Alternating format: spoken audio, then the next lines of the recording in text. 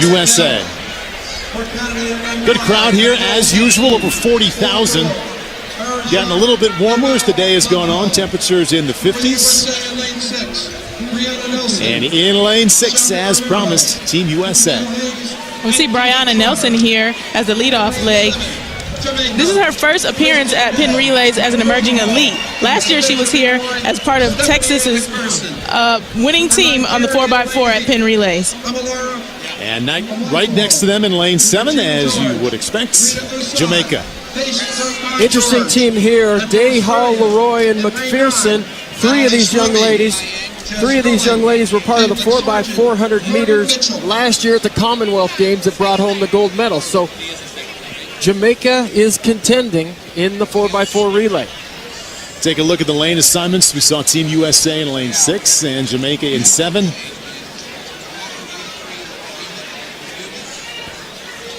For more on the two-time Olympic gold medalists who will be running the anchor leg for the USA women here in the 4x4, let's go on the field and check in with Carolyn. Paul, in speaking with USA head coach Dennis Mitchell, it really becomes clear just how invaluable veteran leadership is to this team to guide the next generation of great runners who are starting to bloom. And he told me he's so confident in a leader like Dee Trotter that he can literally say at practice, 4x4 girls, go over there, Dee, and turn his back and know that she's going to do what she needs to do. She's going to motivate them. She's going to help the girls get comfortable in the system. And he said, you know, the same goes for Justin Gatlin with the 4x1. These veterans, Wallace Spearman among them, are with the young athletes all the way into the call room before a race when Mitchell isn't there. He told me he simply could not think of trading that kind of leadership. Dee Trotter is really an inspirational athlete, and I got to speak to her yesterday as well, and I've run with her for quite a few years. And she's rebranding herself and really running for the people for the next couple years. She's really excited about sharing her gift and her talent with the world in a way that's different than the way she's done it in the past. What's the best thing about her as a runner that you noticed, not only as a fan watching her, but you said that you've run with her and trained with her as well? She is a very intense athlete. She's not going to give up. No matter what happens and what position she hands that stick off of, it's still going to be a race when Dee Trotter gets that stick as the anchor leg. Hello guys, what if Jamaica's greatest strength isn't its fastest athletics, but its winning culture? For decades, the world has watched Jamaica dominate track and field. From Olympic champions to the world record holders, the island continues to produce elite athletics at an unbelievable rate. But here is the scary part for the rest of the world. It doesn't seem to be slowing down. Whether it is experienced professionals defeating powerhouse nation or teenagers already carrying the championship expectation, Jamaica has created something much bigger than individual talent. They have built a system, a culture, a winning machine. Let's take a close look. And when you get to age 32, what sort of talents can you rely on at that point, as you maybe the body not quite what it used to be, but hopefully the mind sharper than ever? Well, you're smarter, and your work ethic is just as strong as it was when you were a young athlete, and that's where I think she has the advantage. She knows exactly what she needs to do to be successful at that level. The first young lady in lanes all the way, the second young lady will run that turn in lanes and then break for the hole. Nike women's 4x400 meters. Dee Trotter will be running the anchor leg. USA, either red or the blue team, has won this event each of the last 15 years. Running the lead off for Team USA, Brianna Nelson. The youngest of the four running for Team USA, 22, an All-American at the University of Texas last year. Christine Day from Jamaica is really putting in an outstanding run. We'll see if we can't get a split on her. Christine Day, outstanding job for Jamaica. Hands off to Patricia Hall with Jamaica well in the lead. Patricia's also 32 years old, so she's going to be running from a place of experience. Patricia, 2006 All-American while running at the University of Tennessee. And running in the lead here in the second leg of the Nike women's 4x400 meters. In second place from Canada, that's Fawn Dorr.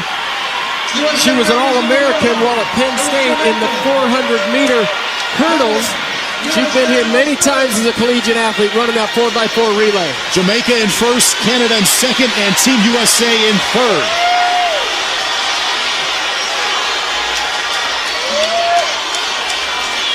That's little Shapri Romero, formerly from the University of Arizona.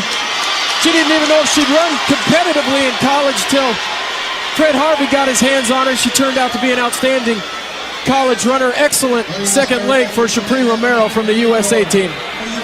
Anastasia Leroy from Jamaica, age 27, in the lead.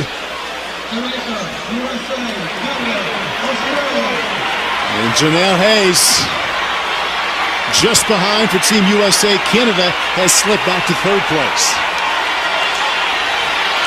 Well, Jamaica has a lot of experience. The ages of these athletes, 28, 32, 27. You know, when you're around that long, you run in a lot of races, so they certainly are the more experienced bunch out there. So for Jamaica, Stephanie Ann McPherson running the final leg, starts out in the lead, just ahead, comfortably ahead of Dee Dee Trotter. Dee Dee Trotter for the U.S. Keep an eye on Dee Dee Trotter's last 200 meters. Dee Dee tends to chill at the beginning of the race, but really build at the end, and nobody closes like Dee Dee. Dee Dee can close on the best of them, like Sanya Richards-Ross and Francina McClory. Just watch her tempo and watch her rhythm as she comes down the home stretch. Stephanie Ann McPherson holding on to the lead right now for Jamaica. You see what Dee Dee Trotter can do coming down the home stretch. Dee Dee said her training's been going well, and she's looking to put down a good race here. Too much of a lead for Jamaica, though. Stephanie Ann McPherson cruises. Jamaica cruises to the win in the Nike Women's 4x400. Indeed, we're on the track. The final of the under-17 girls 100 hurdles coming up. The Carifta Games record 13.11 set in 2018 by Crystal Morrison of Jamaica. There's the lineup. Tajanique Huggins of St. Kitts and Nevis, Zariah Pascal, Trinidad and Tobago, Jayla Smith, Bahamas, Nikayla Russell, Jamaica, Jasmine Thompson, Bahamas, Malia Duncan, Jamaica, Sharifa Fernandez of Curacao, and Kemia Anderson of Trinidad and Tobago. The athletes in lanes 7 and 8 just making their way back to the start area as we get ready for this final. Here's a special bit of history. The last 5 titles in this event have not only been won by Jamaicans, they have been won by athletes from the same high school, St. Jago. Let's start in lane number 1. In lane number 1, Tajanique Huggins of St. Kitts and Nevis, 14:99 seed time coming into this final. Trinidad and Tobago's Zariah Pascal will hear the loud cheers from the crowd. They're hoping that will spur on to a big performance in this final. Jayla Smith of the Bahamas, 14:63 seed time. No qualifying in this event earlier. Nikayla Russell of Jamaica, one of 2 sub-14 runners in the field, certainly favored for a medal. Jasmine Thompson of the Bahamas, 14:55 coming in. She is in one of the center lanes, lane number 5. Here's the defending champion, Malaya Duncan of Jamaica, trying to make it 6 in a row in this event for her high school as well. That would be a super achievement. Fernandez of Curacao goes in lane number 7. And rounding out the field, you'll hear loud cheers again for Kemia Anderson of Trinidad and Tobago. Final of the under-17 girls 100 hurdles.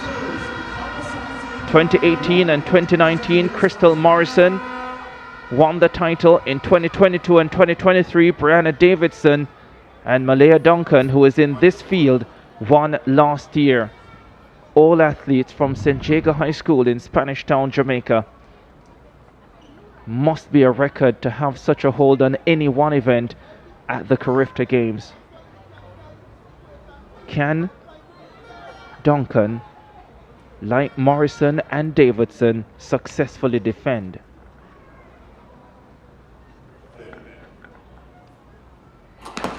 Off they go.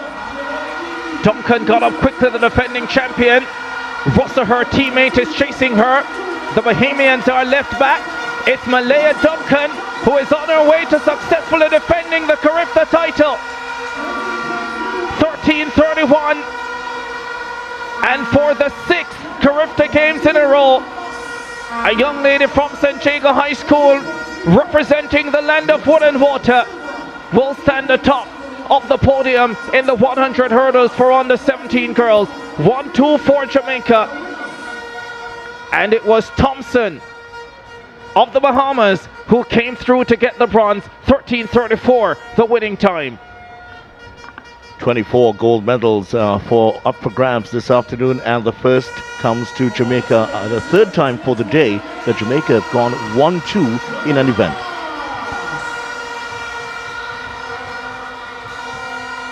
Confirmation of the bronze medal for Jasmine Thompson of the Bahamas. 14:33.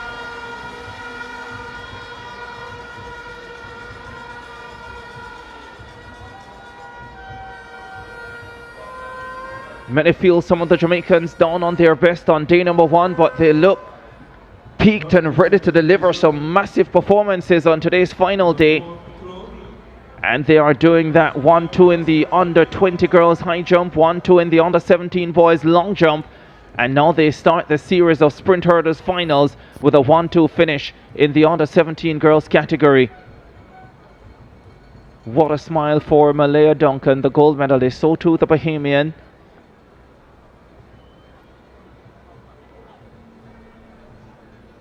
Michaela Russell of Jamaica. Here's another look at it. Duncan got a terrific start.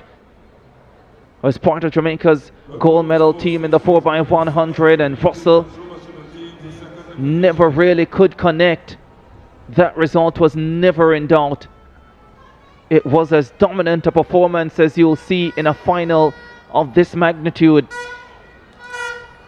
Back to back for Malaya Duncan.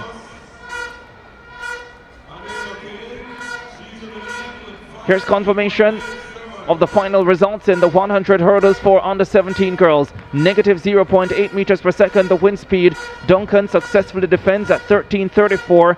Nikita Russell completes the Jamaican 1-2 at 13:71, with Jasmine Thompson of the Bahamas taking bronze at 14:33. Jada Smith, another Bahamian, in 4th at 14:86. Kemia Anderson, the Trinbagonian, rounding out the field at 15.86. The Penny Relay Statement. One of the biggest statements came at the prestigious Penny Relays, where Jamaica's women's 4x400 meters relay team lined up against Team USA. On paper, men expected the American to have the advantage, but Jamaica had something even more valuable: experience, chemistry, and complete trust in one another. The team featured veterans Christine Day, Patricia Hall, Anastasia Leroy, and Stephanie Ann. Athletics who have competed on some of the biggest stages in the world athletics. From the moment the gun went off, Jamaica looked calm. There was no panic, no unnecessary risks, just smooth baton exchanges, disciplined running, and total confidence. Every athlete understands her responsibility. Instead of trying to be the hero, each runner simply executed her role perfectly. That is exactly what championship relay teams are built on. By the final exchange, Jamaica had placed itself in the perfect position. When the anchor leg took over, the race was practically under control. The Jamaican women crossed the finish line ahead of the Team USA, delivering yet another memorable victory.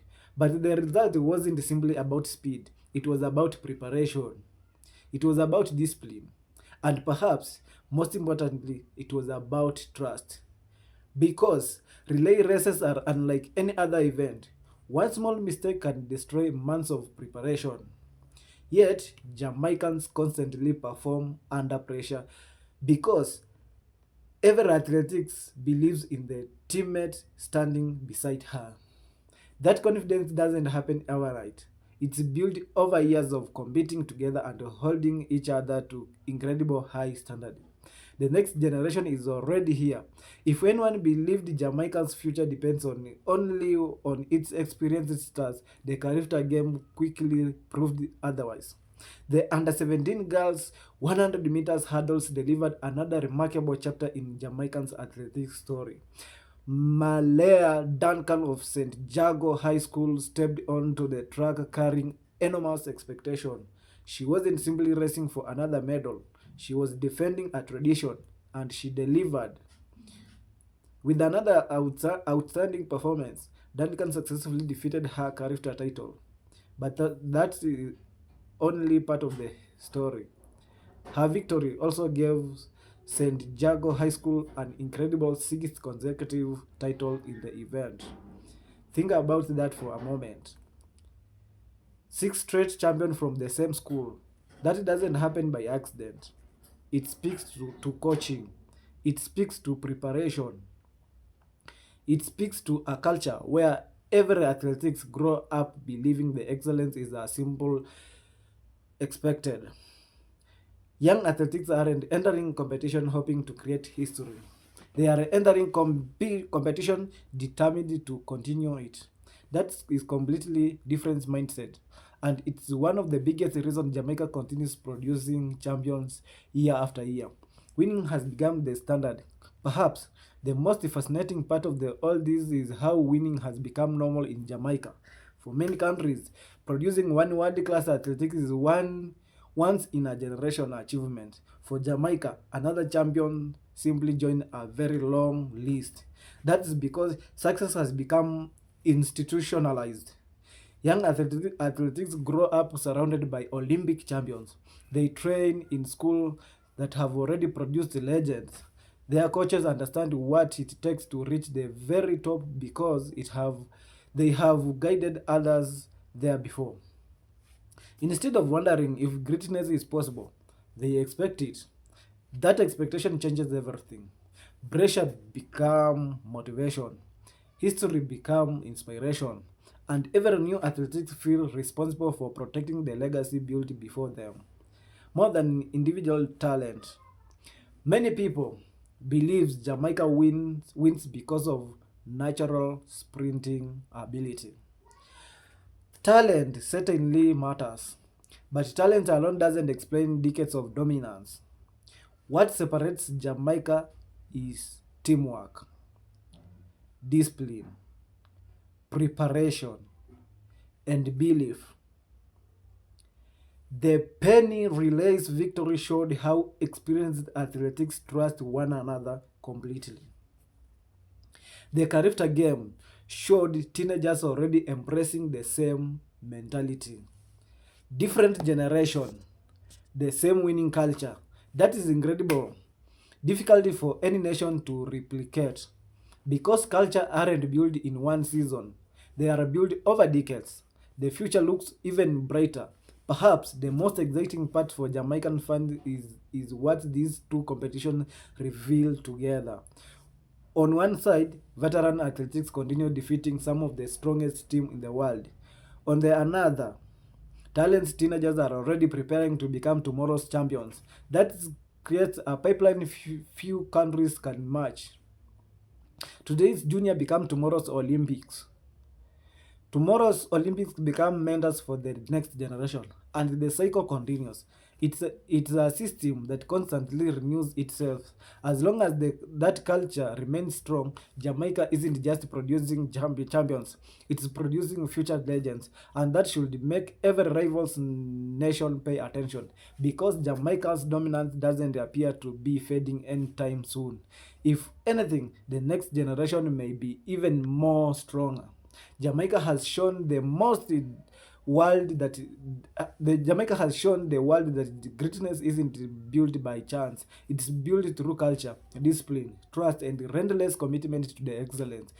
From experienced relay champions at the Penny Relays to rising stars like Malaya Duncan at the Carifta Games, one message is crystal clear. Jamaica isn't just creating winners. Jamaica is creating a legacy that refuses to end. What do you think is the biggest reason behind Jamaican's incredible success in track and field? Is it the coaching, the school system, the culture, or something else?